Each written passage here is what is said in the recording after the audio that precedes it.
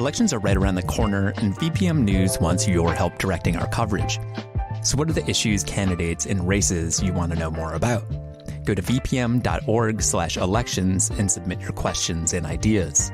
The submissions will be used to direct the topics and stories our reporters follow during the election season. That's the People's Agenda.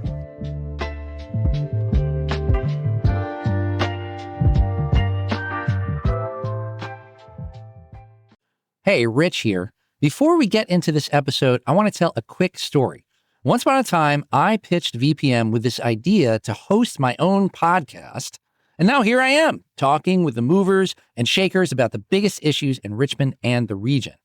Recently, though, I started to wonder about you, the listener. I'd like to know what you think about the show. Are we on the right track? Is there something you'd like to hear more of or less of? The team and I have created a brief survey, and I'd appreciate your taking just a few minutes to fill it out. You'll find the survey on our website, rvasgotissues.vpm.org. And if you do fill it out, you'll get an invite to meet me and the team. Okay, enough of that. Thanks for listening. Back to the show.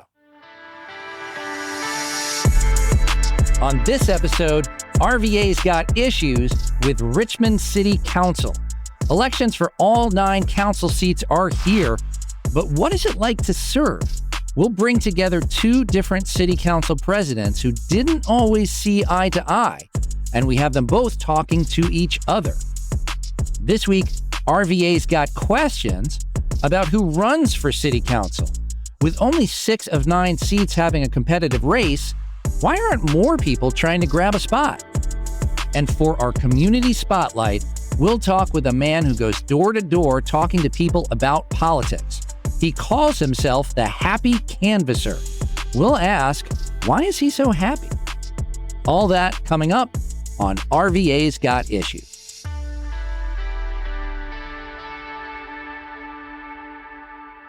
The Richmond City Council is the lawmaking body for the city, and all seats are up for election this November. But what are Richmonders voting for anyway? What is the job of a city council member actually like? We've got 2 people in the studio today who did run for council, did win their election, and spent about 6 years working together. Kristen Nye returns to RVA's Got Issues. She's the current council president and representative for the city's 4th district, finishing up her 2nd and last term on the council. Welcome, Kristen. Thank you. Good to see you. You too. And she is joined by Delegate Mike Jones, currently representative to the state legislature for Virginia's 77th district, but for 7 years, he was the council representative for Richmond's 9th district. Welcome, Mike. Thanks for having me. So you both represented, or represent now, very different parts of Richmond. Mike, you're a pastor from the South Side. You represented the South Central District, more Black residents, historically underinvested.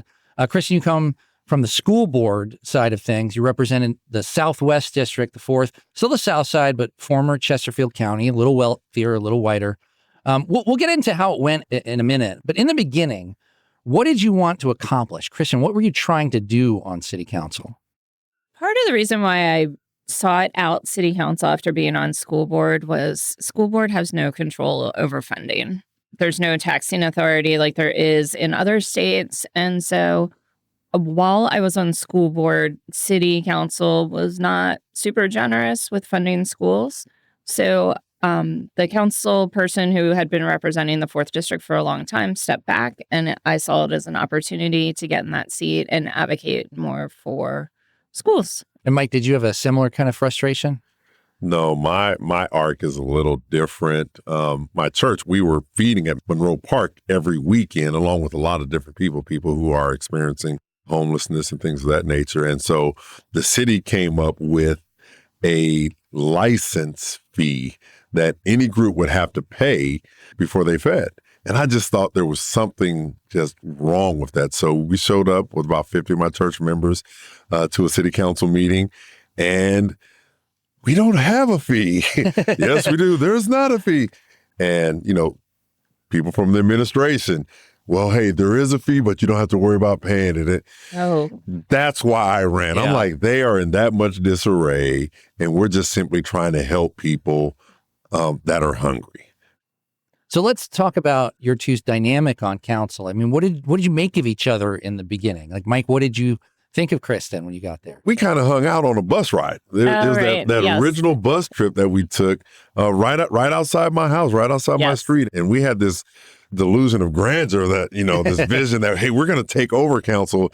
We're going to create it, because that was our original intent. We got a block of 4. Yes. All we need is one person. We're going to run this city. Right. And then things kind of unravel right before our eyes. I'm like, no. But I respect everyone for representing their district. I can't blame Andreas for representing the affluent 1st district, or Kristen representing the 4th, or Kim Gray at that time representing the 2nd. They have their political math. And so I had to kind of my second term back off some of my rhetoric, because I was just pissed half the time. And I don't know how well people heard me, because it was just this roar versus, hey, there's another way to get at this. Yeah. So what was your point of view on that relationship? Specifically with Mike, yes, we came in guns blazing. Yeah. We're like, we're the new 4. And then, I don't even know the first issue that broke up the gang. It was a lot. Mayor Stoney was also new and had a lot of energy and was bringing forward he brought forward a meals tax increase. A lot of things happened during that time that we were forced to address and forced to push back against. And so that creates a different dynamic on council too, because the mayor's lobbying council members and then we're lobbying each other. And it's a lot of phone calls. A specific example of this, you're talking about that first Mayor Stoney term, was the Navy Hill development. Mm-hmm. This plan included office space and a hotel and affordable housing and a whole bunch of stuff, but it was mainly this arena and would use a lot of taxpayer dollars to help build this new downtown arena. Now, Mike, you were a yes on this proposal, right? And what did you see happening to this proposal? I thought we would get there. I really did. And I thought there was, in my opinion, I think if it happened while we were in leadership, I think it would have gone differently. I agree. I just do. Yeah. And now we have a hole in the center of our city, right? This dilapidated building. But I think there was a way to work to yes versus advocates and everyone else that had their own agendas. But Kristen, you were a no on this, right? Yeah, I had a lot of concerns. And I think, Mike's kind of alluding to this too. The process was broken from day one. To me, as a council person who had to vote on this, it felt like a kind of a smackdown, like a little bit of let's bring Kristen in a room and bring in a lot of powerful people and tell her, how great this is and how she's going to destroy the city if she doesn't approve this. And that's not a great way to lobby people. One of the things I wanted to ask, though, is about your relationship during that time, because I was wondering if, Navy Hill, you're a yes, Mike. Kristen, you're a no. Does that lead to any sort of problem in trust there, or a problem with that relationship that has to be repaired? Or is it more about the process that you went through and a recognition like, I understand why you're in a different place than what I am in? I would still say this. I think if it was introduced right now, I think it would have went through. I think it would have happened because the respect and how we received and heard each other would have happened differently. My issue was the fact that, look, we're giving certain people tax breaks, but we're not giving them over here. And a lot of my angst was that is really sophomoric, is really juvenile. This isn't fair. My big brother gets to do this. Why don't I get to do it? And so that was a lot of my roar early on was, man, hey, we're being treated unfairly. We're being overlooked because other parts of the city are fine. If the Diamond District didn't go through, the second district, they're fine. They're going to be okay. But there are parts of our city that we need economic development to survive, not to just ease the burden of taxes, but to get through, we need to make it happen. So how was the Diamond District, say, this recent development, a different kind of process from the Navy Hill development even a few years earlier? So I think the administration was very intentional in bringing along council members from the beginning with the Diamond District project but they did not follow that process for Navy Hill. And that made a huge difference in getting us to a yes, because we were at the table in the discussions. Information was shared with us from the beginning with the Diamond District, but with Navy Hill, it all happened behind closed doors. It was very limited in the information that we received. And then we were only getting sort of the rah-rah pep talk information. We weren't getting the detailed information, and we didn't know how we got from beginning to end.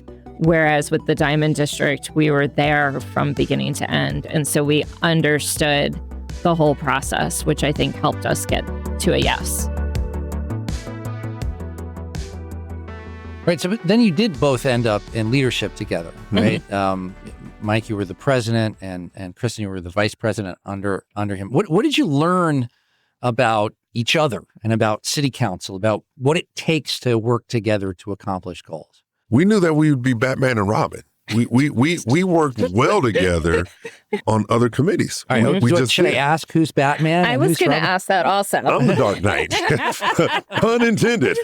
I'm Batman, right? But we worked well because if you look at it, Robin was really outside of Batman's money, right? And he had the suit. Robin made things go. You know, we worked well from the standpoint of, look, I'm going to demand respect. The administration, they will respect council like never before. You're not coming in and taking up all of our time, and we're here until midnight, and y'all are at home watching this on PBS, right? You're not doing that to us. When you come, you will present 10 minutes, 5 minutes of questions, and we're moving on. I would recommend that you meet with people before. And so there were just some principal things that I'm going to bring structure. And then in that structure, Kristen, do what you do best. Ask a hell of a lot of questions and ruffle feathers. And they're going to have to deal with it, and they'll be okay. And they were. And so we worked well together, because then they figured out they'd much rather deal with Kristen than deal with me. and so that was a cool dynamic. It was really positive, and it kind of came together organically. And I also think because getting things passed and moving legislation and the budget forward is all about those 5 votes and about the dynamics on council, right? So I think collectively, Mike and I had relationships with everybody on council. We're talking with outgoing Richmond City Council President Kristen Nye and former City Council President Mike Jones. We'll hear more about how council and the mayor work together, or not, when we come back on RVA's Got Issues.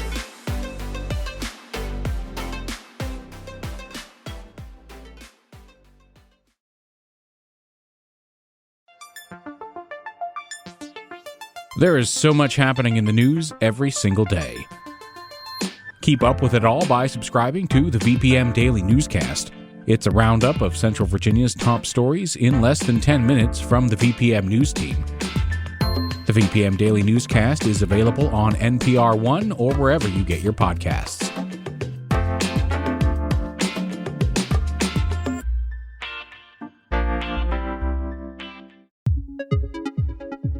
This is RVA's Got Issues. We're talking about the Richmond City Council, which has seats up for election this fall, with current Council President Kristen Nye and former Council President Mike Jones. Sounds like part of the learning curve you are talking about of being in council, particularly for more than one term, is trying to figure out how to build a relationship with the mayor's office. So Kristen, how did you do that? Building a relationship with the mayor, with the administration in general? I think when I first got on council, there was a little bit of, if I got frustrated with them, I'd avoid them. I have since changed, and I do really try to call them if I have an issue with what's going on. And I feel like leaning into it is better than being mad and sitting in the corner steaming by myself. And honestly, I try to do that with my colleagues as well. I mean, this is not for the faint of heart. Right. This is a role where you get frustrated. You think that whatever legislation you are bringing forward is the best thing ever. You think it's great for your district. You think it's great for the city.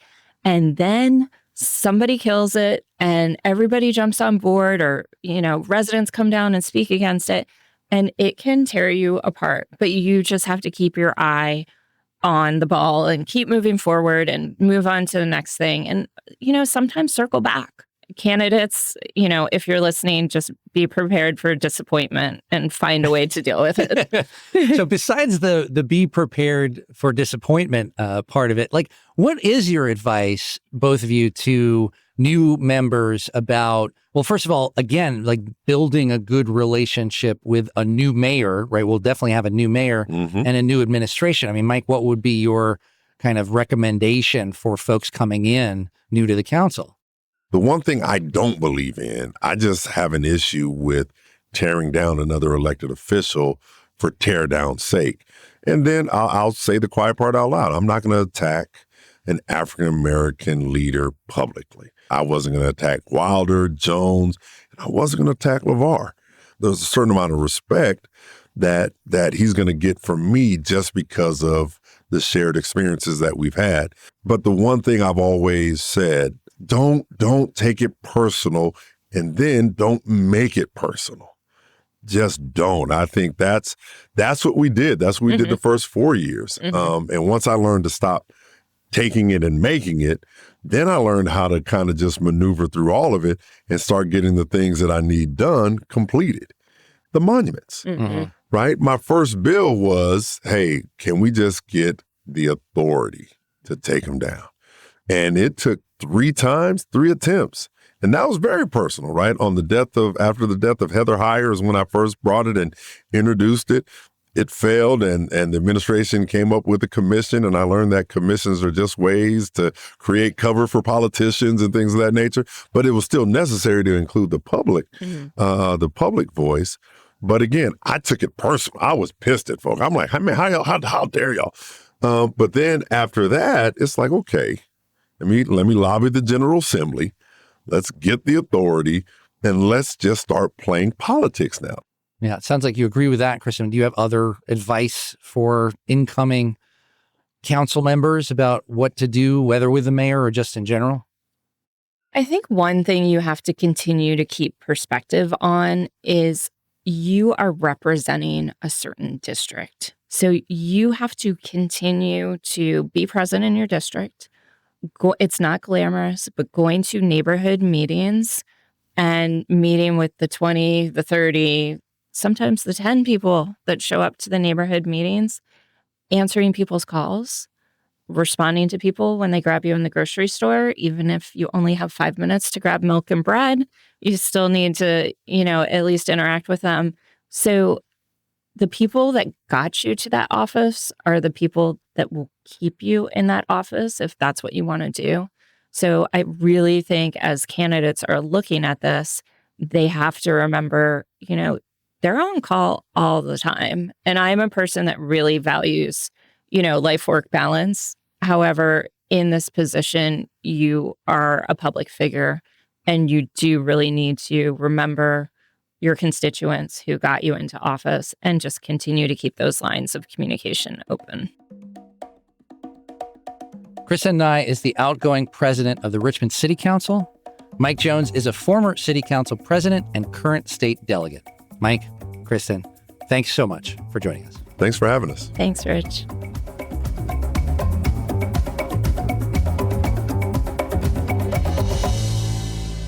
On each episode of RVA's Got Issues, we'll answer a question from listeners like you, something you want or need to know about your government or community.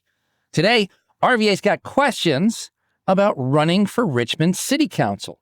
As usual, our producer, Amber Coles, joins us. Hi, Amber. Hey, Rich. So, Amber, you've got our listener question? I do. Our question this week comes from Marcaius L. in Richmond. And he writes, with only 6 of the 9 city council seats being contested in RVA this year, it had me wondering why. Are the candidates in office doing a great job so no one challenges them? Or is there a lack of choice because people don't want to run in our political climate? Put simply, why don't more people run for city council? Yeah, why don't we have 9 for 9 contested seats, You right? know, I too wondered the same thing every once in a while. Marcaius, thank you for this question. Exactly. I mean, it's a tough question to answer, right? You can't exactly run around and ask people, why didn't you run? Like whoever you think might or should run. Like, Amber, why didn't you run for city council? I'm a sore loser, so if I don't win, I'm going to be upset. Okay, well, that's a good reason not to do so. Now, originally, Marcaius, when he emailed us this question, he thought only 2 of the 9 seats were going to be competitive because Andreas is leaving and Kristen are leaving. So, seats that are up for grabs because they're empty. But he's a little more encouraged because he found out there are 6 of 9. So there's 4 extra seats that are going to be contested. And so, choice is great. I like options. Yes, right. And so maybe, I'm glad Marcaius was feeling a little better after he emailed us, because I think people should feel a little bit better, right? Maybe you want every seat to be competitive and contested, but 6 of 9 is actually pretty good compared to the national level where 90% of Congress members are returned. But I mean, in general, I think there are probably a few reasons why people don't run for office. And I'd say here in Richmond City Council, there's 3 big obstacles. The first biggest one is that the city council job is part-time pay for full-time work. Current salary, do you know what it might be? I didn't know they got paid. I'm going to be very honest. Yeah. I thought it was one of those kind of like volunteer type of positions, if so to speak. Yeah. Well, I mean, they do actually get a stipend. They get a salary of $25,000. So that's like a part-time salary that you can't do full-time. So technically it's a part-time job, right? You only have to go to a couple of meetings a month, right? That's it. It's like, why would you have to get paid anymore? But you have to prep for those meetings. You've got the, constituent calls. You've got the civic association meetings. You got emails you have to answer. You got ribbon cutting, like all that stuff just piles up. So it really is a full-time job. Now, city council just voted this year to double this pay. So almost double it from $25,000 to $45,000 a year. So it seems like the council voted to give themselves a raise, but there's a reason for this. Yes, exactly. Right. So, and it doesn't take effect until after the next election. But the idea is that because the pay is so low, a lot of people might not run. Right. So if you want to encourage people to run, encourage more participation, you bump the pay up a little bit. It makes it more feasible for some people. Right. They don't have to be a retiree or have their own business or something. They could actually do this for a job if it's a little closer to a real salary. Okay. So that makes me feel better about that. Yeah. Now, the second obstacle, though, also relates to money, and that is raising money for a campaign. I cannot stand asking people for money, but you run for office, you got to ask everybody you know to give you money.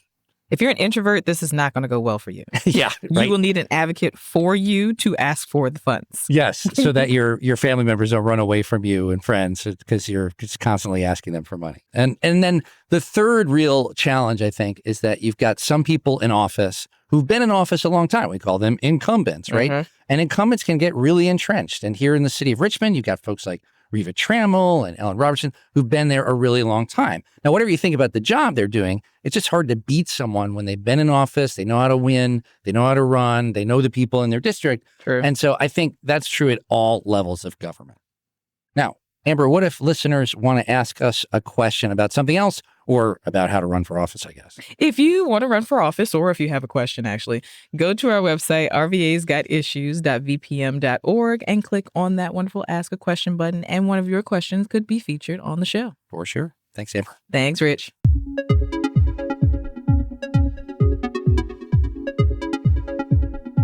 For some people, including me, the worst thing you can imagine is knocking on a stranger's door to ask them for something. But going to door is still an important part of political campaigns, even with all the new data and technology we've developed. That's called canvassing, and we've got a veteran here for our community spotlight. His name is Don Pulaski, and he thinks that canvassing can help make people feel better about politics. Welcome, Don. It's good to be here, Rich. I mean, we should say I have known you for years. We teach together at Randolph-Macon. So I did some political issue canvassing years ago, and I thought I would die. How do you do this?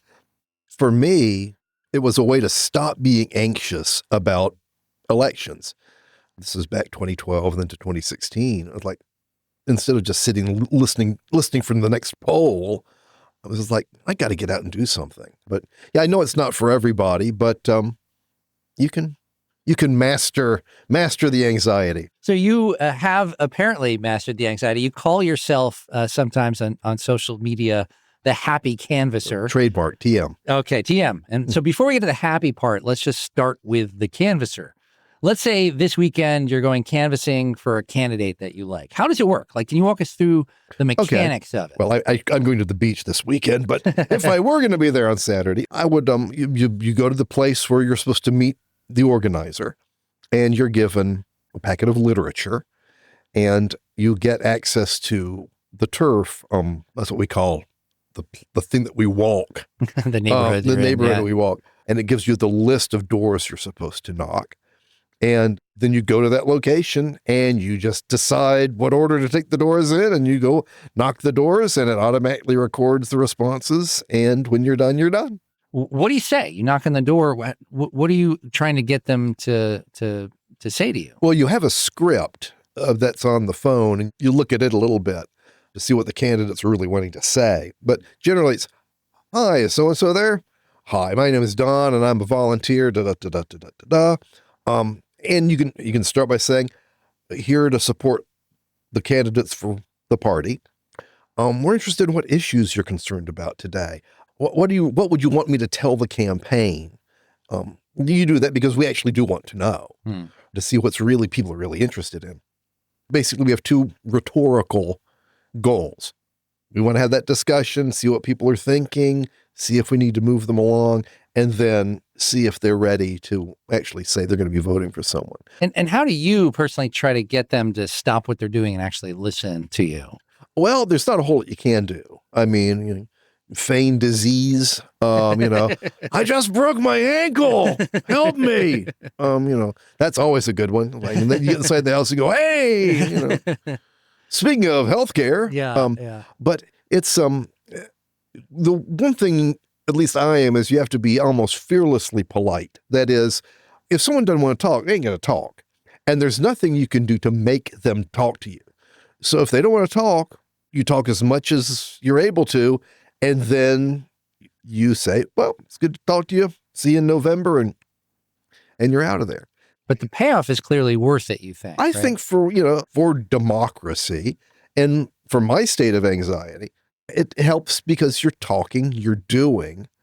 And in general, that's something we don't do much of. We don't talk about politics because we're scared of offending someone. But in most cases, when someone opens the door, you at least get an interesting interaction. So another question that I think people would have about canvassing is, does this work, right? It seems like campaigns want to do it. Do we know if it actually gets you're the political people? scientist. You tell me. You're supposed to know this stuff. From what we have heard, it is effective. A really good get out the vote operation with canvassing and then getting out the vote in the last week.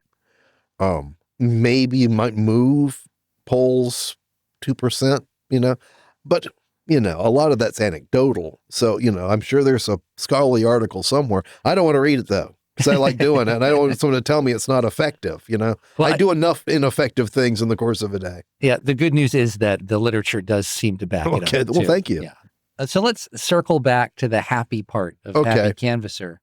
What do you like about this work? What do you like about doing it? Well, you'll learn a lot.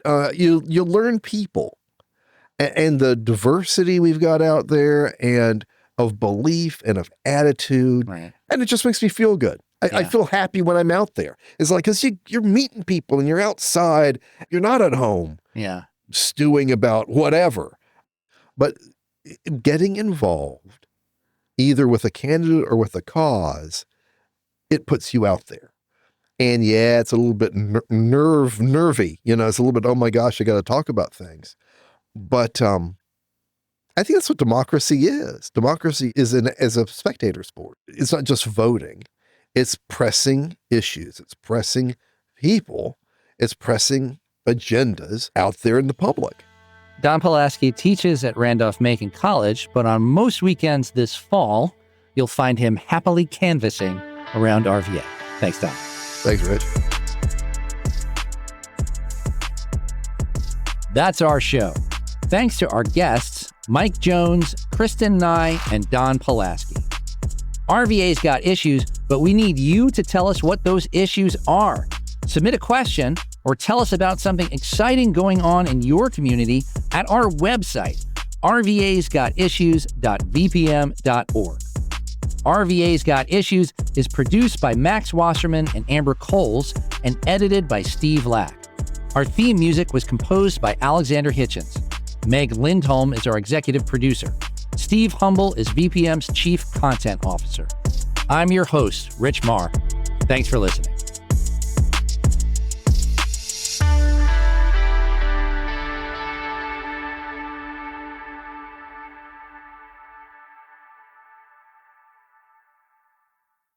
The candidates for November are set. I know Donald Trump's type. Between now and Election Day, we are not going back. A campaign season unfolding faster. Kamala Harris is not getting a promotion Than any in recent history. Make America great again. Follow it all with new episodes every weekday on the NPR Politics Podcast. VPM.